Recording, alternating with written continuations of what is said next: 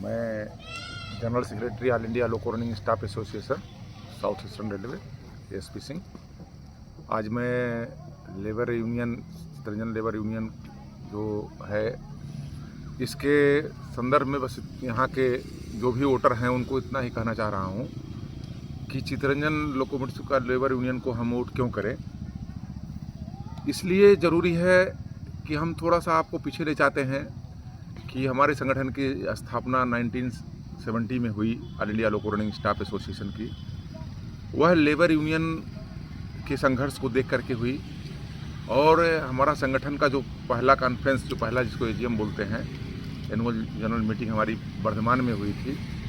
और यहाँ के जो पुराने लीडर थे, यहाँ के जो कार्यकर्ता थे, उन्होंने हमारे संगठन के स्थापना में बहुत बड़ी भूमिका निभाई थी कि हम अपने लिए यहाँ चित्रंजन लोकोमोटिव वार्ड से बाहर निकल करके ओपन लाइन में भी एक लड़ाकू संगठन को स्थापित कर सकें। और उसी विचार से हमारा all India loco running staff association जो है पूरे देश में लोको पायलटों का संगठन है और एक आंदोलन के माध्यम से और एक विचारधारा के माध्यम से पूरे देश में काम कर रहा है। हम लोग चित्रंजन लोकोमोटिव वर्कर्स का जो लेबर यूनियन है इसको क्यों चाहते हैं, आप जानिए। देश में जो स्थिति बनी हुई है उसको लड़ने के लिए आपने देखा होगा जब आपके ऊपर अटैक हुआ, किसके द्वारा अटैक हुआ और किस सरकार के साथ शुरू हुआ और उस पर किसका प्रभाव था।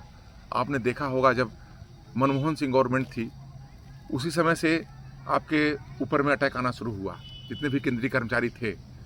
और यह अभी की जो वर्तमान सरकार है इन तक जारी है और आगे जारी रहेगी।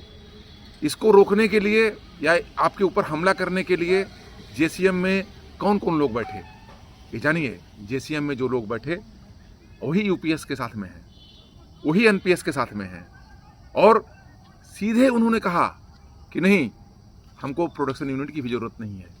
जब आपका विरोध हुआ, पूरे देश के प्रोडक्शन यूनिट का वर्करों का विरोध हुआ, तब जाकर के ये लोग भी आपके हाँ में हाँ मिलाने लगे कि नहीं विरोध करेंगे। लेकिन इनका मानसिकता जान लीजिए। और आज देखिए आपके लेबर यूनियन को हराने के लिए दो अलग अलग विचारधारा, जो दोनों अलग अलग ट्रेड यूनियन काम करते हैं, एक साथ आ गई हैं। क्यों आ गई हैं? क्योंकि लेबर यूनियन जो आपका है वह मूल रूप से मजदूरों के लिए काम करता है। यदि इस पर रेलवे की भी निगाह है कि लेबर यूनियन को किसी तरह से जीतने न दिया जाए। इसलिए हमारा यही अनुरोध है कि आप लेबर यूनियन को बचाने के लिए नहीं, अपने आप को बचाने के लिए, अपने अस्तित्व को बचाने के लिए, आने वाले भविष्य को बचाने के लिए लेबर यूनियन को वोट कीजिए। नहीं तो आने वाला समय जब आपसे पूछेगा, आपका आने वाला पीढ़ी जब आपसे पूछेगा कि दादू, काका, पापा, चाचा, जब इलेक्शन हो रहा था तो उस समय आपने लेबर यूनियन को वोट न करके दूसरे को क्यों दे दिया, तब आपके पास पीछे मुड़ कर देखने के लिए कुछ नहीं रहेगा। और आने वाली पीढ़ी यही कहेगी, आप उसे यही कहेंगे कि हम गुमराह हो गए थे। दो चेहरा लगाने वाले लोग, दो अलग अलग चेहरा वाले लोग एक साथ आ गए थे और हम लोग मजबूरी होकर के गलत जगह वोट दे दिए थे। 50 बार सोचिए, 100 बार सोचिए कि आपका असली साथी कौन है। क्यों लोग चित्रंजन लोकोमोटिव वर्क्स का नाम बाहर में लेते हैं? क्यों आज तक आपका अस्तित्व बचा हुआ है? मात्र आपका बीच में एक ईमानदार, एक मजदूरों का लाल झंडा का, शुद्ध लाल झंडा का जो लेबर यूनियन है वह आपके बीच में है। आप जान लीजिए, बहुत से लाल झंडा के लोग आपके बीच में घूम रहे हैं, अपने आप को ओरिजिनल लाल झंडा बोलते हुए। नहीं, जैसे हाथी को फंसाने के लिए केला का पेड़ को डाला जाता है गड्ढे के ऊपर में, उसी तरह से लाल झंडा लेकर के लोग घूम रहे हैं कि मजदूर आकर के उसमें फंस जाए। लाल झंडा है, इनका लाल झंडा से कोई मतलब नहीं है, इनका तिरंगा झंडा से कोई मतलब नहीं है।